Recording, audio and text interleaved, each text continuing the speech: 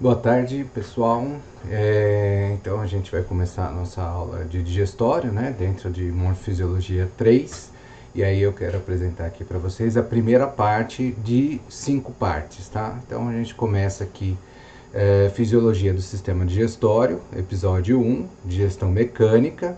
Então, sou o professor Marcelo Cristofoletti. E aí a gente tem aqui resgatando aquilo que a professora Marcela falou na aula de anatomia, né? Então, o sistema digestório é composto por diversos compartimentos especializados em digerir um determinado tipo alimentar. Apenas a partir da digestão quebra dos alimentos e nutrientes é que estes podem ser absorvidos pelo organismo, de modo que a digestão constitui o primeiro passo na nutrição do organismo. Então aqui só para lembrar que o fato dele ter compartimentos especializados em digerir um determinado tipo alimentar quer dizer que você tem uma digestão mais intensa de um determinado macronutriente naquele compartimento, mas não quer dizer que só aquela digestão aconteça naquele compartimento. Então a gente vai entender isso um pouco melhor à medida que a gente for caminhando dentro da aula. É constituído por um tubo único com um comprimento da boca ao ânus equivalente a 4,5 vezes a altura de um indivíduo, sendo os principais compartimentos e suas funções. E aqui, com relação ao tubo único, né,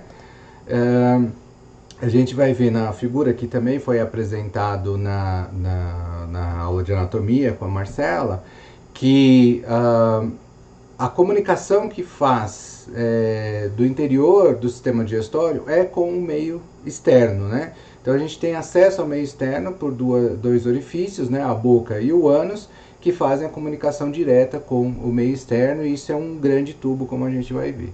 Então a boca, a gente tem a mastigação, que é o principal componente da digestão mecânica, e a amilase salivar, que faz parte da digestão química, além de ocorrer a deglutição. O esôfago, que serve de condução do bolo alimentar até o estômago. No estômago, digestão mecânica por contrações da parede estomacal, né, contrações vigorosas, e digestão química, principalmente por ação da pepsina e do ácido clorídrico. É o principal sítio de digestão de proteínas. Então veja, o principal sítio, tá? Não quer dizer que a digestão de proteínas acontece só no estômago. Então, muitas vezes acaba se ensinando errado ou aprendendo errado o conceito que a proteína é digerida no estômago. É o principal sítio, mas não é o único sítio. E o intestino, dividido em delgado e grosso. O delgado subdividindo-se em duodeno, jejuno e íleo. E o intestino grosso, que é subdividido em cólon absortivo ou de armazenamento, tendo no seu final o reto e ânus. Então aqui é uma figura esquemática, né, mostrando aqui a região da cavidade oral ou da boca, o esôfago conduzindo até o estômago estômago continuando pelo delgado, e aqui o delgado e o grosso misturado, né? E aqui a região final de reto e ânus, né? Bom, veja que aqui também tem as glândulas acessórias, mas a gente não vai falar delas neste momento, mas a gente fala quando for falar explicitamente da digestão química, né? É um recurso didático que a gente usa dividir, né? Pode ser dividido de várias formas, tal. Eu acho mais fácil falar da digestão mecânica antes de falar da digestão química, mas vocês têm que ter em mente que em fisiologia tudo acontece ao mesmo tempo. Então não dá para explicar tudo ao mesmo tempo, porque fica uma grande confusão. Então é um recurso que a gente usa de falar de uma coisa, depois falar da outra, e vocês juntam isso depois, né? Mas lembrar que sempre tudo está acontecendo ao mesmo tempo. Bom, então como eu tinha comentado, a gente tem aqui a língua para representar a cavidade oral, né? Não daria para colocar a boca aqui, mas aí a gente tem faringe e esôfago chegando no estômago, passando aqui, e aí ele coloca o pâncreas, né? E acredito que seja tem um pedaço do fígado aqui também. E aí se segue pelo delgado, que é a maior porção, chegando no grosso e aqui na região do ânus. Então vejam que isso aqui está compreendendo 4,5 vezes a altura de um indivíduo, né, que está sendo comparado aqui. Mas o que eu queria chamar a atenção é isso, ele é um único tubo. Então o estômago é uma dilatação desse tubo, que a gente está vendo aqui. E aqui a comunicação com o meio externo e a comunicação com o meio externo. Então, é considerado que o interior do tubo digestório é meio externo. Embora ele esteja dentro do corpo, ele é uma comunicação com o meio externo, tá? Sendo esse tubo único, como vocês estão podendo ver bem aqui nessa figura. Então, na boca, a gente comentou que tem a mastigação. Então, os dentes podem, através do seu formato, cortar os alimentos, que são os incisivos, rasgar, no caso dos caninos, ou triturar, no caso de molares e pré-molares. Então, os músculos da mastigação conseguem exercer uma força de até 25 kg nos incisivos e 91 kg nos molares. É uma força razoável, considerável. Não é a maior força de mordida do reino animal, com certeza, mas consegue exercer bem o seu papel. A mastigação é um ato parcialmente voluntário, funcionando principalmente por reflexo. Então, quando vocês estão com uma goma de mascar, né, o chiclete, você começa a mastigar, mas você não fica pensando sobre isso. Então, você fica mascando aquele chiclete por um ato parcialmente voluntário. Você inicia e você termina o ato. Mas o ato em si ele pode continuar por reflexo. Então você não fica pensando o tempo todo em mastigar o chiclete. Mas você começa a mascar o chiclete e aí ele, por ato reflexo, fica mascando. E a hora que você quiser parar, você interrompe. Bom, já a deglutição, ela envolve um arranjo bem coordenado, bem orquestrado de toda a musculatura e dos componentes envolvidos. Então, a faringe converte-se por alguns segundos em um trato de propulsão alimentar. Por quê? Porque normalmente a faringe ela é compartilhada entre o digestório e o respiratório, mas a maior parte do tempo ela está sendo usada pelo respiratório. Quando você vai deglutir o alimento, então a faringe nesse momento ela converte-se a parte do trato digestório. E aí ela faz a propulsão alimentar. Ela vai dividir-se em estágio voluntário. Quando o alimento está pronto, ele é empurrado pela pressão da língua contra o palato, sendo empurrado para a faringe. No estado faríngeo, quando o bolo alimentar atinge a parte posterior da cavidade bucal e, consequentemente, a faringe, estimula as áreas de receptores epiteliais da deglutição ao redor da abertura da faringe e os seus impulsos passam para o tronco encefálico, onde iniciam contrações musculares automáticas.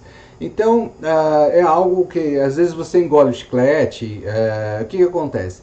Você está mascando, aí você fica distraído e aí ele rola para a parte de trás da língua. Quando ele chega nessa região da parte de trás da língua, você tem um reflexo automático de deglutição. Então você acaba engolindo. Então, uma vez que você ativa esses receptores, a deglutição vai ocorrer. Todos os processos que vêm em decorrência de ativar esse reflexo. Então, nesse momento, o palato mole é empurrado para cima, fechando a cavidade nasal. As pregas palatofaríngeas em cada lado da faringe são empurradas medialmente, formando uma fenda que controla o tamanho do bolo alimentar e entra no esôfago. É como se fosse um triângulo, tá? Fica meio triangular assim. Isso vai controlar o tamanho do bolo alimentar de maneira que você não vai engasgar, ou seja, você não vai estar tentando engolir mais do que o seu sistema digestório consegue empurrar até o estômago, né? As cordas vocais da laringe aproximam-se vigorosamente e a laringe é puxada para cima e para frente pelos músculos do pescoço, fazendo a epiglote mover-se para trás, impedindo a passagem do alimento para a traqueia, né? Para a continuidade ali da laringe, né? Então, o movimento ascendente da laringe também promove a dilatação da abertura do esôfago, enquanto a musculatura do esfíncter faringo-esofágico se relaxa, permitindo a passagem do alimento da faringe posterior para o esôfago superior. Quando não há deglutição, esse esfíncter permanece fortemente contraído, impedindo que o ar entre no esôfago durante a respiração. Então, vocês vão ver que didaticamente a gente sempre representa o espaço interior da cavidade do tubo digestório, qualquer região, mas na verdade ele está colabado. As paredes estão uma próxima das outras. E isso vai ser importante, inclusive, para os reflexos que são desencadeados pela presença do alimento naquela região. Então, o esôfago ele está colabado e os esfíncteres fechados. Então, você não está engolindo o ar, né? O ar está indo para laringe, traqueia, brônquios e pulmões. O que acontece é, quando você tem esse deslocamento para frente da laringe, ela também permite a expansão do esôfago para a passagem do alimento. Caso contrário, o esôfago está fechado, colabado e empurrado pela própria laringe e traqueia, né? Quando a faringe está elevada e o esfíncter faringoesofágico relaxado, toda a parede da faringe se contrai, impulsionando o alimento por peristalse para o esôfago.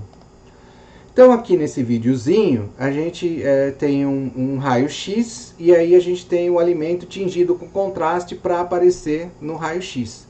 Então vocês podem observar, aqui a gente vai ter o trabalho da epiglote, tá? Então essa aqui ó, é a epiglote, aqui está passando para a laringe e aqui atrás, né, seguindo a faringe para o esôfago. Então quando você tem aqui a mastigação, aqui vai estar a língua, aí você empurra para a parte posterior da cavidade oral, e aí quando ele engole, a gente tem a elevação da laringe e a epiglote é puxada para trás e bloqueando o caminho, e aí ele passa para o esôfago. E aqui o esfíncter faringoesofágico relaxando para dar passagem para esse alimento, senão ele fica contraído e aí fica fechado, né, o esôfago. Então veja que quando você muda a consistência, agora você tem um fluido fino, como ele tende a se alojar aqui e como ele passa com uma certa dificuldade, deixando um restinho aqui, né? Então é relativamente fácil engasgar com um fluido fino, né? Como vocês podem perceber aqui, pelo contraste, como deixa restos aqui, né? Não sendo ideal, né? Mas mesmo assim mostrando o papel, né, do reflexo da deglutição, tá? Então a gente tem aqui seguindo, e aí dando para ver direitinho, né? Então aqui está um indivíduo sendo filmado, isso aqui é raio-x, e só dá para ver por conta do contraste, né? A gente pode ver aqui as vértebras, né? Região cervical.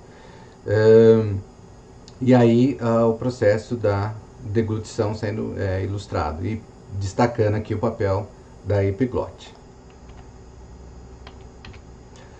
Bom, então o estágio esofágico exibe dois tipos de movimentos peristálticos, primário e secundário. A peristalse primária é simplesmente a continuação da onda peristáltica que começa na faringe e prolonga-se para o esôfago durante o estágio faríngeo da deglutição.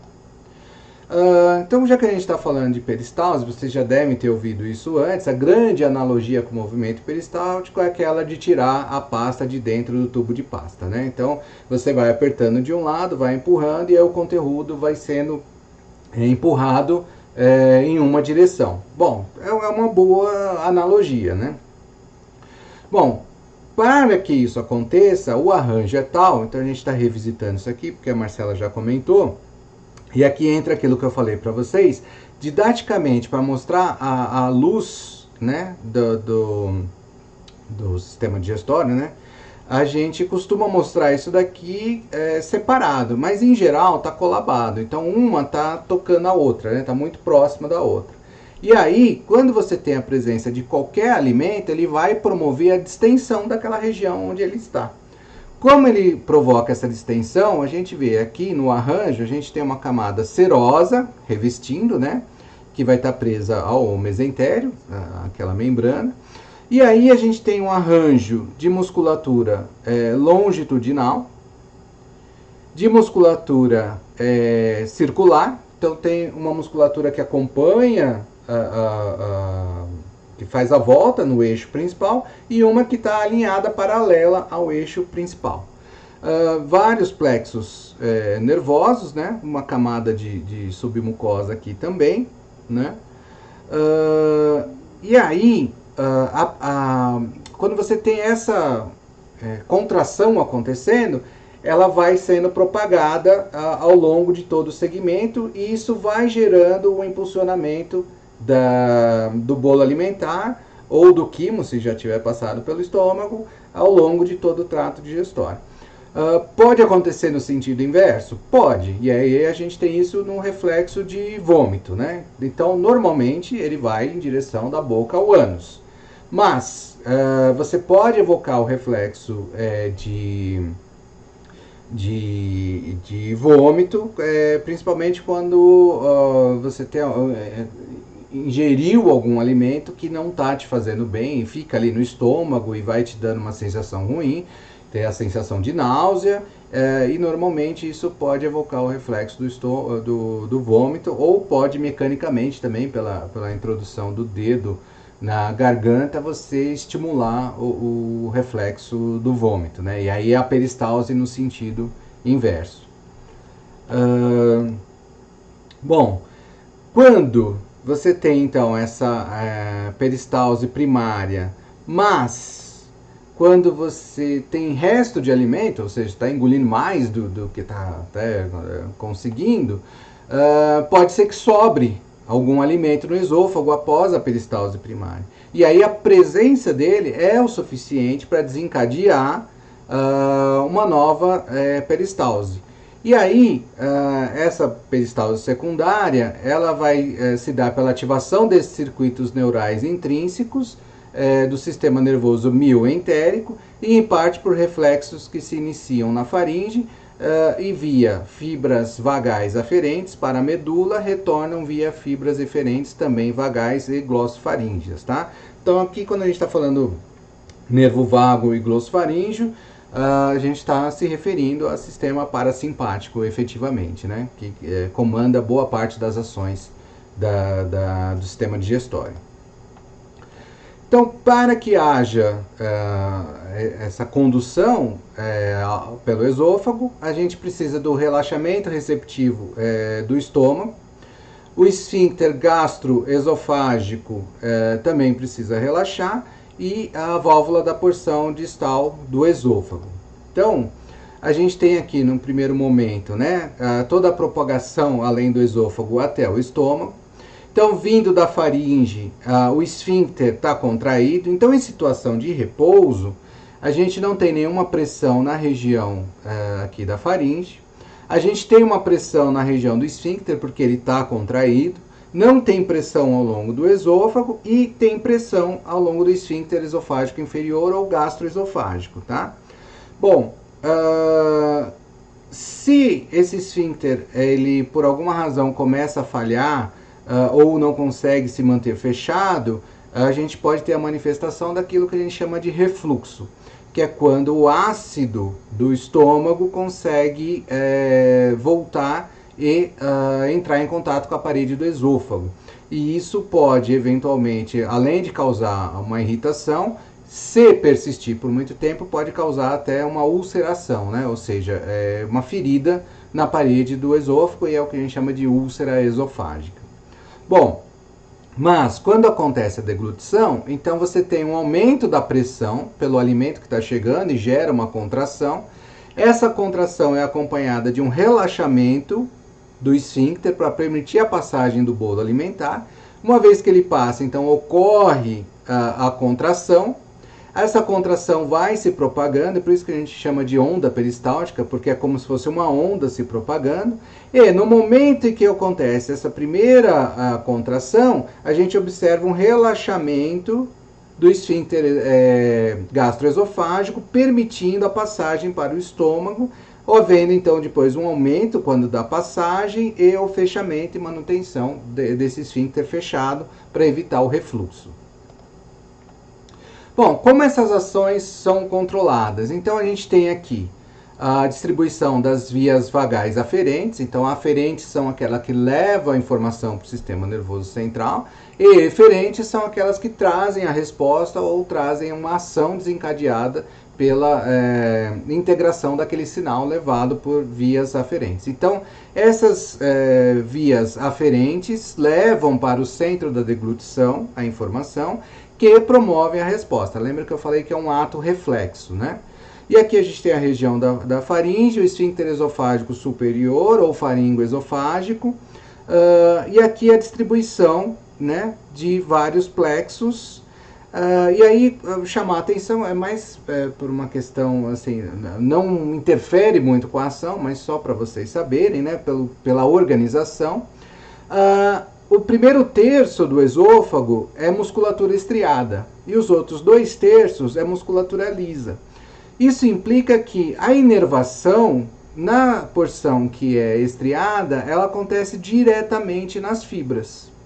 Já a porção que é de musculatura lisa, você tem essa resposta do nervo sobre plexos nervosos, e esses plexos nervosos é que estão inervando as fibras, né? Então isso muda ligeiramente a característica, mas não tem grandes consequências para o efeito da digestão e condução do bolo alimentar pelo esôfago. Então eu vou parando por aqui nessa primeira parte, né? Já tem bastante coisa para vocês assimilarem. E depois a gente dá continuidade, então, à digestão mecânica a partir do momento que o alimento chega no estômago. Então encontro vocês na parte 2 da nossa aula de digestório.